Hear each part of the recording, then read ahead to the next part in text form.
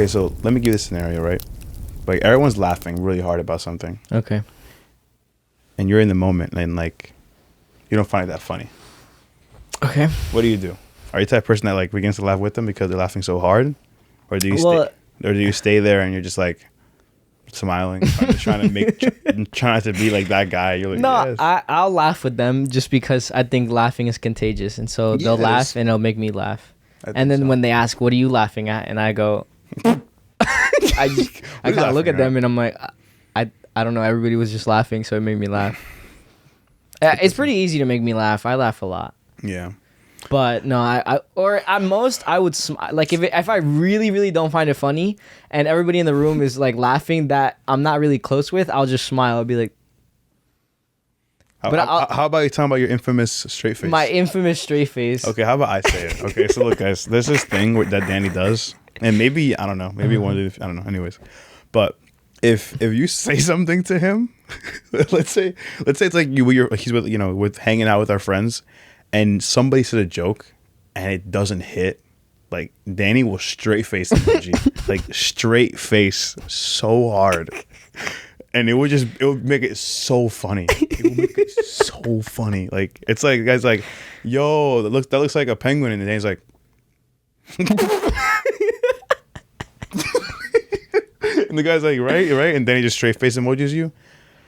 It's like your career's finished after that. And then my neighbor, this is what he told me. I thought it was really funny. Like that, he would kind of do the same thing, but instead he's like, "No." Oh, I'd be like, He would do that. That's awkward. Dude, no, it was so funny. He did it to me. I started laughing. He was like, "Oh yeah, no." Like now, like I want to do that so bad. If somebody's like joke, like no, it's so disrespectful. It's like, yo, so disrespectful. What's up, everybody? Welcome back to the In the Fire podcast. I appreciate you guys tuning in, whether you're listening on Spotify, iTunes, or watching us on YouTube. If you are a returning subscriber or a returning viewer, we welcome you back. Thank you for tuning in and choosing In the Fire. If it is your first time here, usually we're a lot funnier than that. Wow. Right? Wow. But we have a lot of fun here at In the Fire, so we appreciate you guys tuning in. We love you. Welcome. Check out, dude, you're weird. I'm sorry. That was actually really mean. I'm really sorry. I take it back, guys. I'm not mean like that. I take it back. Yo, I take it back. Yo. Look at me, yo. Look at me. Hey. Look at me. Hey. Look at me. You need to watch In the Fire. You're right. You need to watch In the Fire. You also need to check out the description for the most important link, which is the Patreon. You don't want to miss out. Check that out. It is a beautiful time, beautiful community. You'll be blessed. We will be blessed in return. It'll be beautiful. But today it's time. It is time. It's time. It is time. I think I'm just going to say that. It's time. It's time. It's time for you. It's time for you to go back to church. Did he really just say that? But I love watching my sermons online. Hey, you could watch sermons online. You can. But it's time. Oh, it's time. Why? It's time. Why is it time? First of all, there's a ton of reasons for why people feel a type of way towards church. Yeah. But I think today we're talking about it's time to go back to church. Mm-hmm. I think it's not, this isn't, we've done a why church is important episode. Yeah. But today is why you should go back to church. I think when it comes to this, there's so many different scenarios and so many different mindsets and perspectives and so many different stories when it comes to this, right? And it's like, you know what? Maybe you used to go to church a long time with your parents. You didn't have a choice, but you went, right? And maybe you had to go to a youth program or Sunday school, and maybe you enjoyed it. Maybe you were like extremely engaged and you were listening and you were like learning. You're like, wow, I enjoy. And maybe you made friends even in the church that you enjoyed it, and so you enjoyed going there every Sunday. But usually it's the opposite, where you're mad bored, Right. you're young, maybe you even get stuck in the adult service, and so you're with your parent and you can't even understand what the pastor's saying because they're talking about some more like deep adult stuff, and so maybe you're trying to hear but you can't understand, and then you're just like there on your phone, on your parents' phone, or if you're with the sibling, you're hanging out with the sibling, and it's just like you're not they're not learning, and so it's like, and maybe you have that perspective, right? But then I think also the question to ask is, what kind of church was it, right? Because there can be so many different scenarios too, where it's like, okay, what kind of what was it? Like a small church? Was it like a church where the men only wore suits and shirts and the women only wore long skirts and dresses, and maybe it kind of gave off that judgy vibe, and maybe there was no youth there, and so you couldn't really connect with anybody, and you felt super judged and like super like no connection. You can't connect, and you don't feel welcome there. And so maybe you've had that experience. Yeah. And so you kind of move forward in that. And so, and of course you're trying, but then you can't relate. And so you just kind of move forward, and and so when you want to like try to go back, you think about that. And it's like, do I really want to go back? If that's what I experienced, like I need to find a new church. Yeah. And there's just so many different scenarios that people have, and stories that people have when it comes to a church, like about going back to a church. And maybe it was a big church. Maybe it was like a mega church. And like, maybe you felt you couldn't even connect, like nobody saw you. And there's just so many different scenarios and stories as to like why, what people experience, and maybe why they don't want to go. Maybe you left, maybe you were going and then you left when you got older. And so you're not going to church, but you still kind of have God in your heart. And I feel like that's a lot of people's situation, that they went for a bit, they stopped going when they were older. Yeah. But then that same person would say, I do believe in God though. You know what I mean? And they say it, and maybe they even read the Bible sometimes. And you have those scenarios when they do feel that way. And it's just like, it's kind of like asking like, okay, what is your situation? What's your story? And like, why? You know what I mean? Like, what did you experience when you went, you know? I definitely think that's, another example of somebody's story with the church. It's definitely not feeling welcome, not feeling like they fit in. Yeah. Then there's also the people that that had just responsibilities of life get in the way, and it just like little by little you just disconnected yourself from the church. And so I think the common thing about all these situations, right? Yes, they're all different, but the truth remains the same. Although everybody else's situations are different, God remains the same. Yes. Right? And so what's something important? I think there's a huge thing about distinguishing the difference between religion and relationship. To me, that's something huge. And to me, that's actually something that I still struggle with sometimes. Because I think on this walk with God, religion and relationship are so easily entangled. Yeah, 100%. And it creates this complicated relationship with God sometimes. Yes, and that's why when you mentioned earlier, because it is so serious and it's so real, and many people, and maybe even you that are listening, like many people have had that situation where they were hurt. Because why? It's because, like you were going to church, and let's just say the hope was that, you were in community. You knew people, you had friends. God, hey, you weren't perfect, but God was using you. You were learning, you were growing. But then something happened, right? And it could be so many different situations, right? Maybe you heard about something. Maybe somebody told you something. Maybe you saw something. Maybe somebody did something to you from the church. And it's so hard because when you view the church, right, as the place of where you relate to God, where you get close to him, where you get close to relationships, where people encourage you, sharpen you, refine you, where you use your gifts, when you view that, this kind of like safe place, this safe haven as like the place where you connect to God, and then that gets ruined. And then like you said, it feels as if God put his back on you, like God just turned his back to you. And God, like, it's kind of like if this person who is supposed to be viewed as someone who is close to God and who knows a lot about God did this, God, are you even real? And those thoughts and those things destroys a person's faith. 100%. It destroys it. 100%. Because like you're close to God in this, but then that happens. It's like, man, God, are you even real? Yeah. Because this happened. Like this person is supposed to be one of your representatives that like that is a leader that's like who knows you, and they did that. Are you even? Is this all a joke? Yeah. Wow. Like, is this guy just trying to like Yeah. Are they using you for their own personal like gains? Are you actually impacting this person's life? Are you even?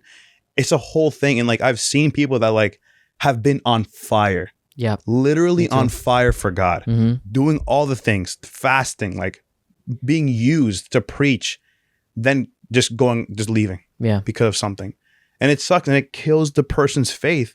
And then, as we're going to get into it, but it's like it kills the person's faith, but then there's a difference because God is not like man, right?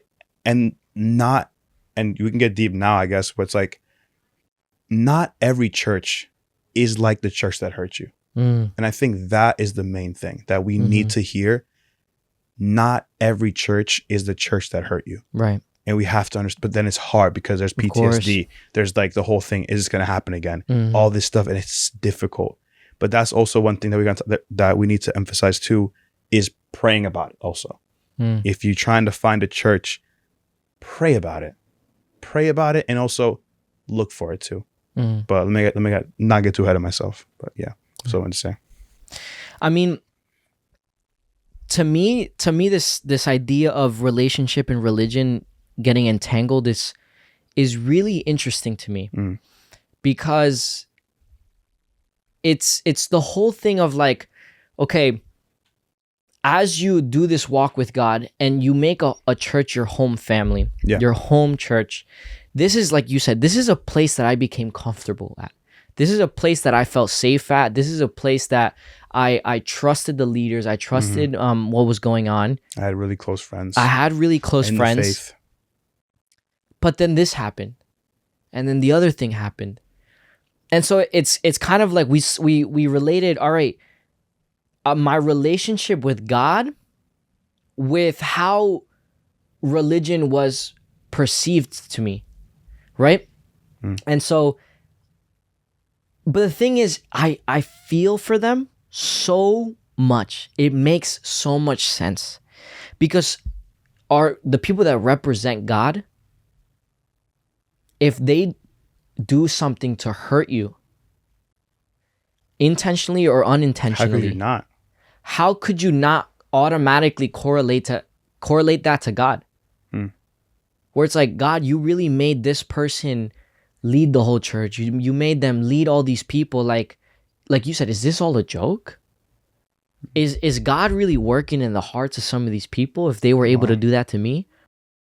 I think, first of all, I mean, what me and Lewis both want to say is, before we even get into the depth of like why you should go back to church, it's first of all acknowledging like, listen, we understand and we feel that you went through that.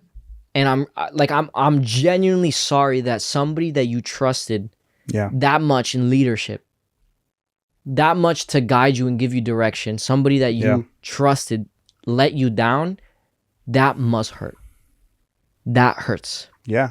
I know a lot of people that don't even want to hear like I am like, nobody wants to hear I'm sorry for you. I know a lot of people feel that way also. Right. And it's also too like, and again, I would say that, like I said earlier, where there is a separation where, yes, people do represent God, but then people are also not perfect. Right. And that's not to justify anything. It's just to let you know, so that we don't, put so much like as if a person is our God or not.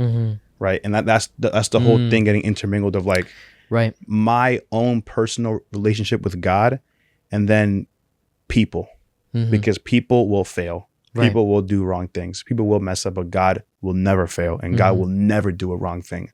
And we need to understand that difference if a person who has been through something wants to go back to the church after something that happened to them. And so that's talking to the people that have that church hurt, right? And it's the same. You've given this analogy a couple times on this podcast, but the analogy of the waiter. And so like, this waiter brings you, what was it? The waiter brings you. Yeah, the waiter, let's say at a restaurant, and the waiter brings you this like amazing meal, like, and like the restaurant is super super expensive. Like it's like some whatever. Think about your favorite food ever. Yeah. It's prepared perfectly for you, and it looks so good. You're sorry to eat it, but the waiter comes to you and it's like he's mad rude. He puts it on the table, like he throws the forks and knives. He's like super rude to you. Says a lot of mean things, but he gives you the food, right? And he walks away. So yeah, the waiter was extremely rude. Maybe he said some mean things to you. Maybe he like acted a way he shouldn't have. But the food is still gonna be amazing. Right. The food is still gonna taste good. And it's kind of like that where the person might have done not the right thing to you and acted a certain way to you and bothered you and was rude to you and did all this stuff that they shouldn't have done. It does not take away from the enjoyment of church, the enjoyment of being in a community where you'll be with God in that. Right. Where people will love you, will sharpen you, will encourage you, will do all these things for you. Yeah. So it will not, yes, we can try to focus on it, but the food is still good. It will still be good. And okay, so now let's also talk about, the other type of people, right? The people that don't feel like they're able to fit in, and so it kind of drifted them away from the church. I've known a couple people in my life that have felt that way, and a common thing that I saw between some of these people is that they weren't as involved as they could be. They kind of went into the surface level of the church, and it's like, I participated. I didn't feel welcomed the first few times. It's just not my thing. For me, like a common rule of thumb that I give myself for certain like TV shows and stuff is I'll watch the first 3 episodes, and then if it's like bad, then I'm like, all right, I'm kicking off. But if I watch the first one and it's not good, it's not fair for me to judge the whole show off of that. Because it's like the first episode is the introduction to the show. The first episode is the one that they introduce the characters, they set the scene, all of that. Yeah. It's not fair for me to be like, the first episode was boring, this show sucks. No, like I need to give it a few episodes for me to know what this episode or what this show is really about. And so same thing with the church. If you feel as if there's certain things that are just not tailored to your liking about the church, do not judge the whole church as a whole for that. Yeah. A lot of people, they'll hear one thing that maybe they don't agree with fully, and they'll wrap the whole church and then call it quits. That's good. That's really good. I think it's as if you were in a relationship and you saw a red flag, one tiny red flag. Not tiny, but we'll say one thing that just like not even red flag. Not even a red just flag. That, like maybe you didn't like that much. Exactly. You didn't. Yeah. Exactly. Are you gonna end the whole relationship off of that? Are you gonna judge the entire person off of that?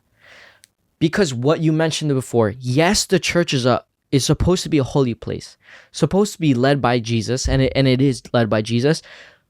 But there's people that occupy the church. The church is not the building. The church is the people, right? But the people are flawed. The people are full of sin. The people make mistakes. The people have bad days. The people react out of those bad days. They are human also. They are human too. They feel things. They have a lot of the same problems you may have. They have a mind that just continues running. Yeah. They have problems at home. They have maybe struggles in their marriage, struggles in their families. They got difficulties, maybe they're not making that much money or whatever it may be. But they still have a heart. They still feel emotions. They still have a mind that runs. And so sometimes some of these people can have a bad day, react a certain way, and then cause destruction. Maybe it's not even that. Maybe it's somebody that genuinely hurt you and it wasn't just a bad day. Listen, this is something that I wanted to talk about in this episode before we could wrap back to this. But I'm not only here to talk about why you should go back to church and defend the church that way. I still want to say that the church needs to do better. There's a lot of things that the church can do better. There's gossip in the church. There's some hypocrisy in the church. There's things that just need to be more God-led. Yeah. And I'm not just talking about the staff. I'm not talking about the pastors. I'm talking about you regular attenders. People like me and you. People that are involved in life groups. People that are involved in some of these things that are regular attenders of the church. that's who I'm also talking to. Because if you're gossiping and somebody new walks in and they hear you gossiping about them or about a situation, it's like, hold up, what's going on here? I thought this was a church. I thought this was a safe place. I thought this was different. And so us as a church, us as the people of the church, as members of the church, we need to be better. That's good. Yeah, I mean, it's just you can't create a culture. You have to be the culture. So if you are the way you are, it's gonna leak everywhere. Exactly. It's going to. And so that's why it's so important that, you know, you yourself are actually being the right person, that you're doing the right things, that you're training in being righteous, right, and sharpening yourself and realizing things you struggle with and things that you shouldn't be doing. Because the truth is, like, again, if you are a certain way, it's gonna leak. Especially if you're you know, up there in leadership. Like, if you're a certain way, that's gonna it's going to just go everywhere. Exactly. People are just gonna catch on and start being that way, because that's how things work. You know, it's just like the same thing that where it's like, you know, you become your friends. Like, habits your friends have, you'll have the same habits. And same thing when it comes to that. Like, if you have that habit, like that, it would just spread. It just will. And it's like, do you want that to spread or something else? Right. Like, do you want gossip to spread, or do you want, like, I don't know, being a person that doesn't speak about anyone else spread? I think that'd be way better. Right. And so that's really good. Yeah. And the thing is, this is such an interesting topic to me, because it's the idea of, like, because some people are in leadership, and now it's talking to people that are in the church in leadership, like even the regular attenders, people that are very involved in the church. Attenders, yeah. It can feel frustrating being held to this higher standard, where it's like, if I even gossip a little bit, that spreads, that goes to the whole world, that goes to everything. It sucks. It's like a blessing, but also it's not, honestly, it's a blessing. It just sucks sometimes. It just sucks to be held at this high standard. But why are we held to this high standard? Because we are representatives of Christ. Yeah. And even if even if you're not in a leadership position or whatever, like, exactly, even if not, you're still held to a high standard. Like, you still shouldn't be gossiping, even if you're not in it. And it's just more like, you know, when it comes to a position, it's like, yeah, more eyes are on you. Exactly. So it is more pressure. It is more like, oh man, it kind of sucks. But it's like, you should be that way anyways. Right. You know, so it really shouldn't suck. If anything, it's better because people see like how you are. And if people can imitate you, that's good. You know? Right. And something that I've seen a lot is people, and we kind of talked about this previously, but people that represent the entire relationship with God off of an experience they had with somebody that professed as a Christian. Ooh. That's big, right? Because you have people that say, I'm Christian. It makes sense.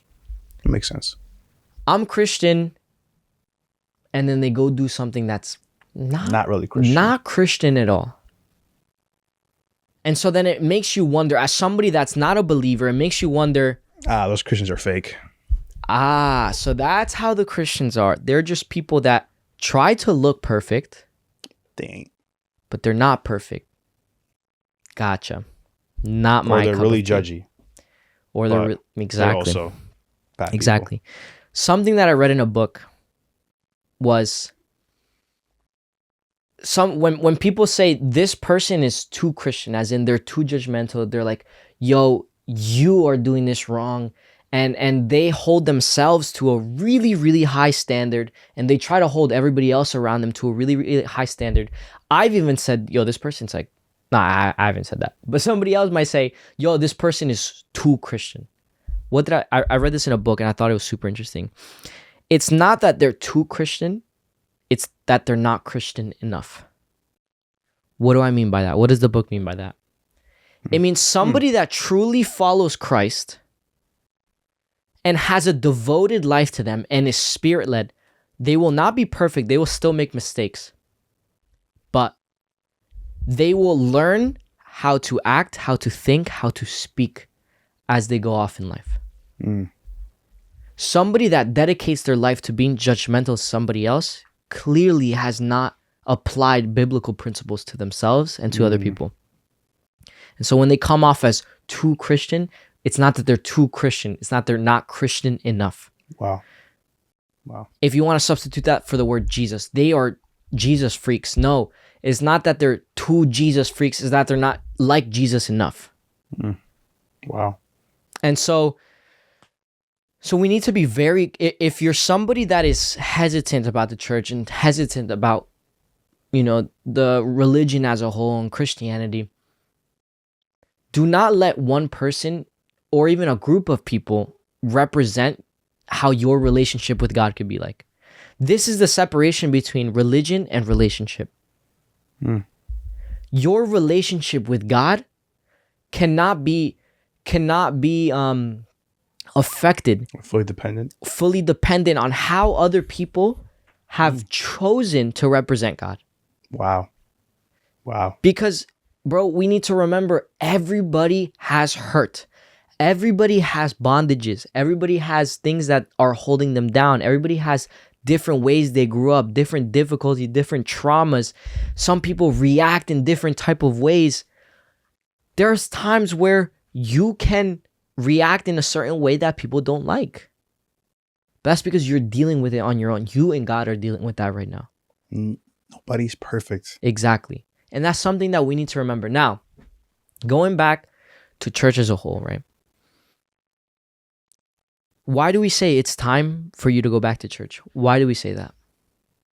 Why do we say it? Why are we telling people it's time to go back to church? It's like, why can't I have my relationship with God in private? Why can't I worship at home? Why can't I watch the sermons at home where I don't have to deal with flawed people? Doesn't that sound like the ideal? Yeah. I can still worship. I can still learn from a sermon, and I don't have to deal with people that are flawed, that could affect me, that could hurt me, that could gossip about stuff. Why? Why should I go back to church?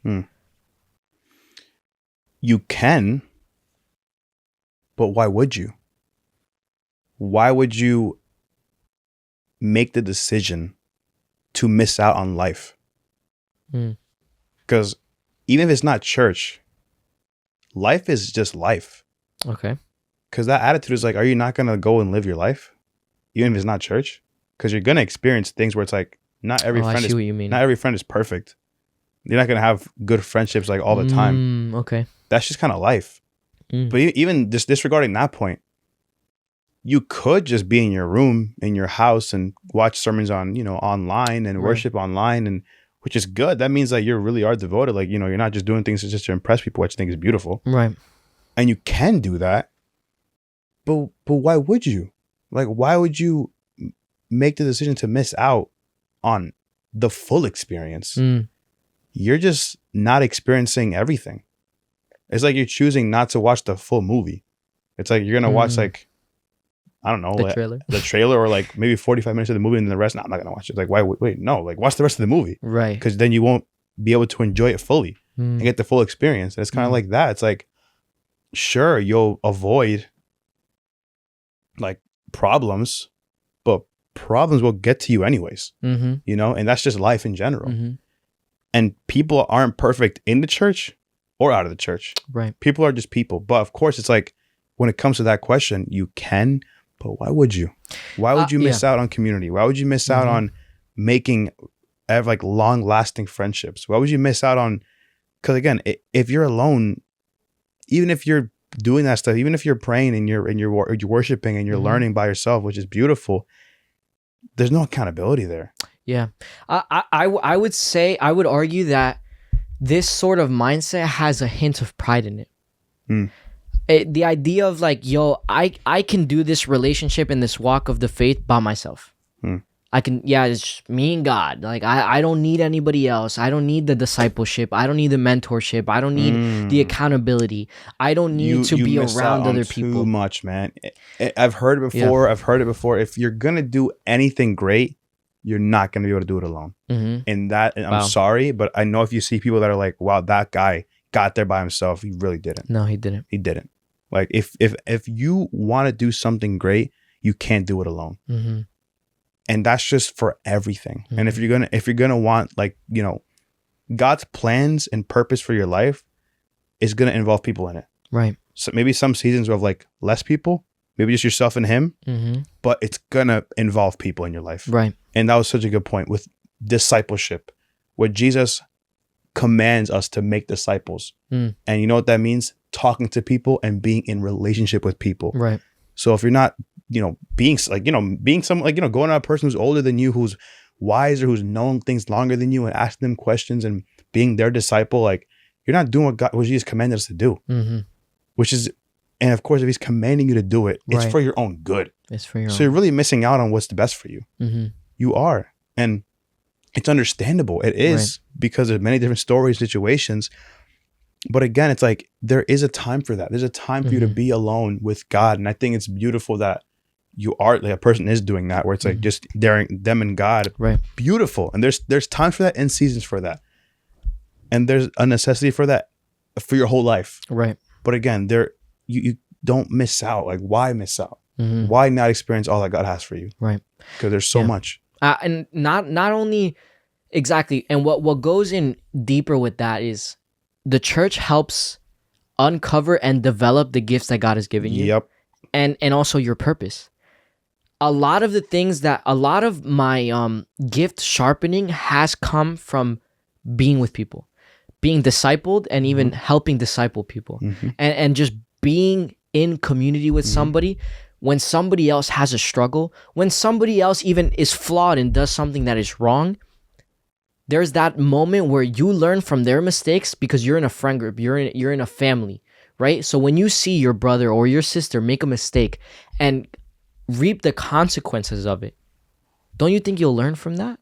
Where you won't have to suffer that by yourself? Where you won't have to do that and learn that on your own, and have to, it was like, oh wait, this person put their hand in the fire, I know not to do that. It's encouraging. How many times have I been in difficult moments where I am not feeling great, yet somehow the people in my family, my church family, were able to see me the second I walked through the door and say, yo, are you good? Are you all right? Is something happening? Can we pray for you? The power in the words, can I pray for you, is so awesome. How many times have we received a word from God through somebody else, through a prayer? Imagine if we didn't attend church. Imagine if we weren't involved in life groups and involved in leadership and involved in all of these things. How would we experience such power that God has? And if you lived on your own, you are going to miss countless miracles that God wants to perform in front of you. How many times have we prayed for people and they've been healed right in front of our eyes?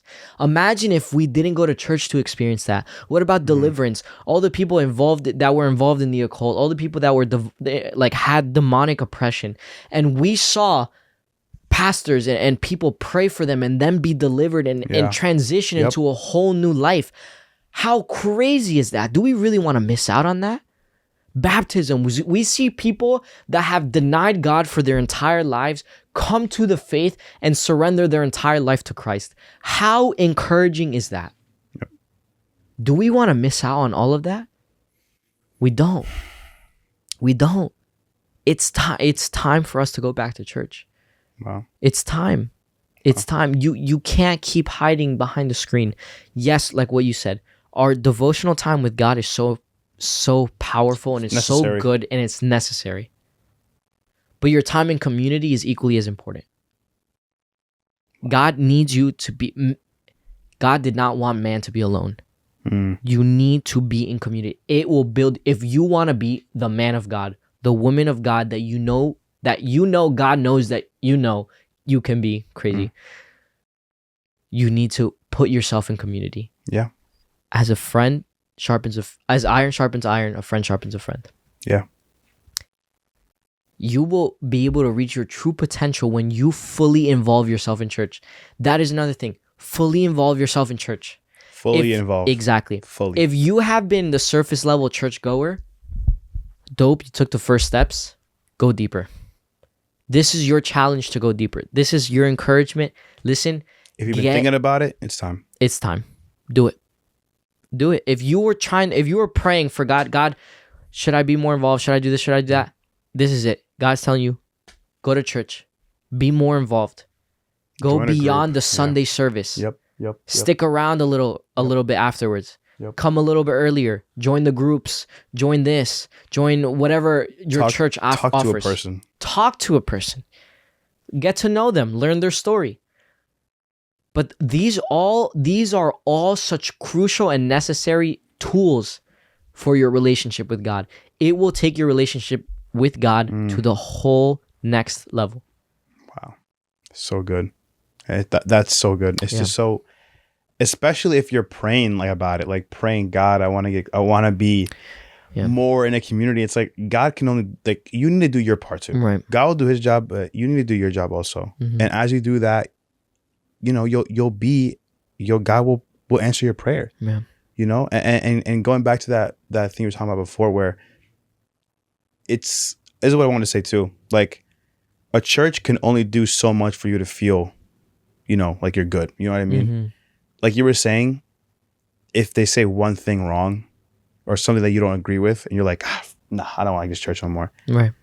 You can't be like that, because yes, the church, right? A church, if you're looking for a church, right? The church does need to be welcoming, right? It needs to be loving, non-judgmental, Bible-based, teaching Bible, proclaiming that Jesus, the Son of God, died, resurrected on the third day. It needs to be proclaiming that also, and all these beautiful things that it should be, and that's how it should be. But church is also convicting, and it also challenges you. And I remember one of our our lead pastors saying, like, you know, where else are you going to hear these things? When you go to church and you hear these things the pastor is saying, who else is telling you that? Right. Who else is telling you about your anger problems? Who else is telling you about, like, the things that you struggle with that you try to hide? Like, who else is telling you, hey, bring that to God? Wow. Hey, you can have faith and you can choose to be joyful, and you can do this with the Lord. You can overcome every obstacle with God. Just have faith in him. Like, who else is telling you these things? Right. And so, yes, it's loving, it's accepting, it's non-judgmental, it's all these beautiful attributes, but it's also a place where you feel challenged, where you feel convicted, and you can't let something that you are like, I don't agree with that, stop to just make you go. Like, no, like, grow roots. Like, let yourself grow roots in the place. Like, be challenged, because it says that, you know, let your mind be renewed. Your mind is going to get renewed when you're at church, because you're going to get a wider perspective. I think a really good thing that I think a lot of people like is when your mind gets widened. I think I love that. I know you love that. Like, who doesn't love hearing something and be like, oh, like your mind got renewed, your wisdom got expanded, your way of thinking, your perspective got opened. I think that's awesome, because how much do you really know? Wow. You know, and it's like, and how much does God know? And it's like, you don't agree with that. Why? Because of what you've learned from people. And it's like, how much do people know compared to what God knows, right? And of course, the hope that the pastor is preaching Bible stuff, right? Biblical truth, and just transferring that to you. Yeah. And so it's like, you can't be that way, because they can do all they can to cater the best way to you. Right. But at the same time, like, don't let pride get in the way. Exactly. Like, that's why God tells us to be humble, like, have humility. Don't be prideful. Like, go there and in those moments, like, even though it's like, oof, that hit, because maybe the pastor says something that really relates to you, that's part of it. If anything, that's the beauty in it. That's the beauty there, because that shows growth. And I think too, you know, it's not that you can't experience God outside of church, and it's not like, but you'll definitely experience him in church. 100%. But it's also that when you step away from the church, it's what you said, you're no longer hearing these things from the pastor. You're no longer hearing the accountability from your friends. Yep. You are no longer diving deep into the presence of God. Yes, you can do that on your own, but it is totally different when you have somebody else praying for you, when you have somebody else prophesying for you, when you have somebody else praying for you, a whole army. Listen, at our church, you have an army of people praying for you when I don't even know it. Sometimes I get messages, yo, I was just praying for you, and God, you know, put it on my heart for me to blah, blah, blah, blah, blah. Yep. And so I understand that you may say, like, I can experience God outside of church, but you're missing out on it's as if you're almost putting God in a box with how much he can actually work with. Wow. And the idea that your mind can be expanded to a whole different level when you see how God moves in other people's lives. I've talked about this before. Like, you can't limit yourself to a Jesus that only impacts your life. Ooh. You need to widen your lens so that you can actually see how Jesus impacts other people's lives. Why are a lot of Christians so attracted to testimonies? I love watching testimonies. I know everybody does. Everybody watches those really crazy testimonies like, wow, like I went from being in the streets and drugs and all that to loving God and this and that. Why is that so powerful to us? Because we see the transformative power that Jesus is capable of. And so we want to be involved in that. Yep. We also want to be a tool for the kingdom of God. How much of a instrument can you be to God if you don't even put yourself in the toolbox that he goes to carry? Think about it. How much of a tool can you be for the kingdom of God if you don't put yourself in the toolbox in which God carries around? Everybody at church is putting themselves in the toolbox and allowing God to work on them, to use them, to instruct them how to be more efficient, how to be better, how to be stronger, how to live life, but you're putting yourself outside the toolbox. Yeah, sure, you're watching sermons or worshiping. Yeah, you're working on your relationship with God and you are a great asset to the kingdom of God. But you need to put yourself in the toolbox where they actually do outreach, where they actually do things that uses the tools in the toolbox. Wow. And so I also want to talk about the people that have let responsibilities of life get in the way and has led them to drift away from the church. I understand you. Life gets busy. Life gets hectic. But your relationship with God cannot have conditions. It cannot have negotiables. Some of these things, like church, needs to be a non-negotiable for your life.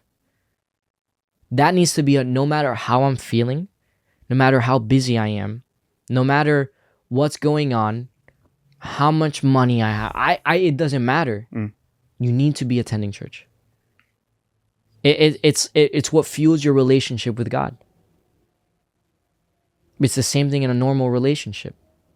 Are you going to let your feelings stop you from going to see that person and, oh, I'm feeling a type of way, so I'm not going to talk to you for a few weeks? Oh, this happened and I'm upset and so I don't really want to talk to you. Or, hey, I'm really, really busy and I've been busy for the last 6 months, so sorry, I can't really see you. Sorry, what? No, this needs to be something that you prioritize in your relationship with God. It needs to be. Yeah. And this is not to convict. It is to convict you, but it's not to judge you.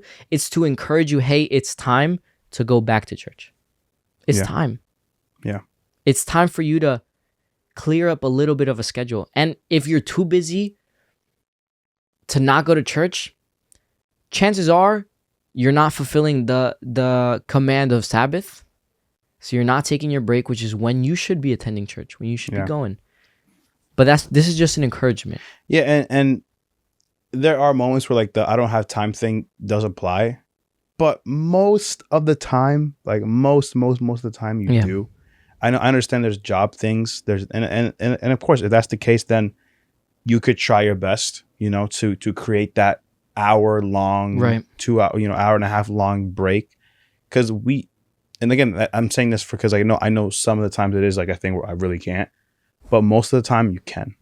And you're just letting something come up or something conveniently comes up at the same time that church is. And so you have to do that thing besides church. And it's like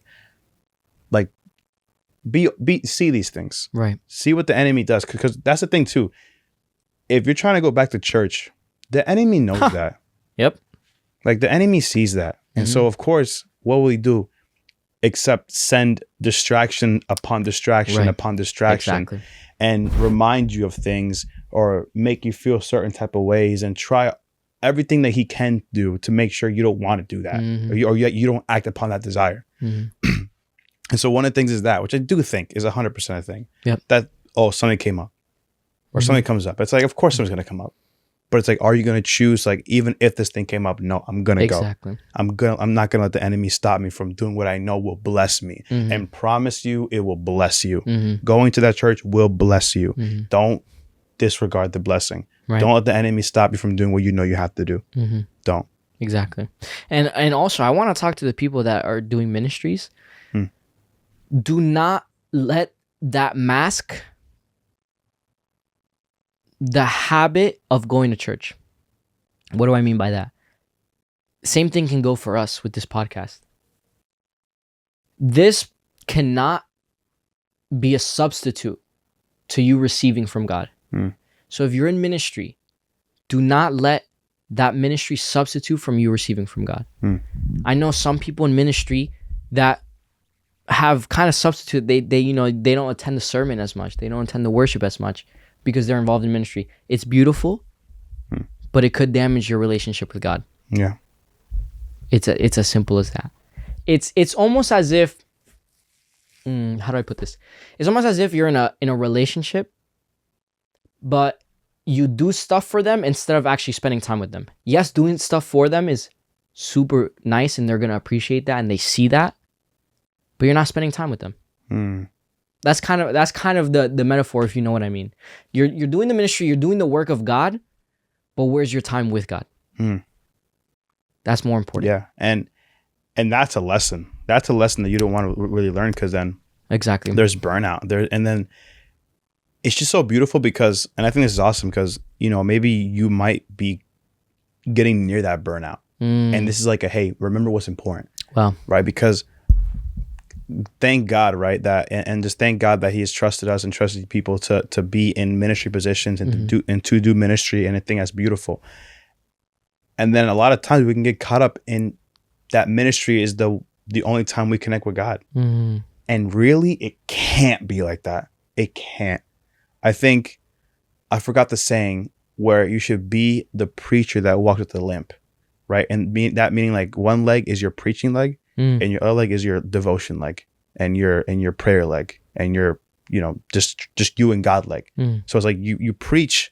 Your preaching should be like way less than your actual time with God praying, because that's how it should be. If it's the other way around, it's a problem. Right. It's a problem because it needs to be where everything we're doing, especially in ministry, God always comes first. And this example that I've learned where it's like, a lot of us have different ministries in our life, right? If you're married or if you're in a relationship, and then also the actual ministry, there's ministries that you need to put in order. And your first ministry being you and God. That is number one. Yep. Even before your spouse, like before you're like, it's God is number one always. Like being able to say, I love God more than you, right? And if you don't do that, the rest of the ministries fall apart. Yeah. God needs to be number one for both of you. He's the glue for all the ministries that go down from there. And so it's like, you have these many ministries. First ministry in your life is you and God. That's your number one first ministry. Second, if you're married, if you're in a relationship, that is your ministry. Yeah, your spouse. Third is actual ministry. Like whatever it is that you're doing in the church, if you have something that God has given to you, that is your third. So it's more like you kind of see this like, oh wait, me and God is first. Not this ministry's first. It's me and God. And then that ministry comes. And you view it like that. That's how it's supposed to be. Right. It's because if you get everything mixed up, you're gonna burn out. You're gonna be like, I don't want to do this. The source of life needs to be number one for you, so that it can give you what you need for everything else. Wow. And if not, you'll feel like you're doing everything out of your own strength, not his. Wow. And then that just gets ugly because we have a very low amount of patience and low amount of strength. It's so necessary that we understand the importance of priorities in our life, and that will just bless us. So powerful. Wow. A lot of beautiful stuff. Super encouraging for us as leaders, for us as people of the church, people and everything. We want to see us back in church. We want to see people encouraged by the church, filled by the the Spirit of God when they go to church, and just like, I'm telling you, man, don't miss out. If you haven't been going, if you stop going, like pray about it. 100% pray about it. But also do your best to find one. Yeah. And when you do, stick to it. You know, if you want, you can check out other churches. You know, it doesn't have to be the first one you go to. That's the one you stick to. You can go and like, you know, look at other churches. But when you find the one that you feel like God is calling you to, stick to it and connect and let God use that church to give you the opportunity to, like you said, like use your gifts to grow more, to create lasting for friendships and relationships with mentors, with people that are doing life with you, that are fellowshipping with you. It is so crucial in a believer's life. It's so crucial and it's so worth it. It's so worth it in so many ways. Without that, how much life is there to live? You know, there's you and God, but it's like God made you to have friends. And so don't miss out on that. Don't miss out. Don't. Wow. But I hope you guys got encouraged by this episode. I hope you guys got a lot of wisdom from it. And this was something that you guys were praying for.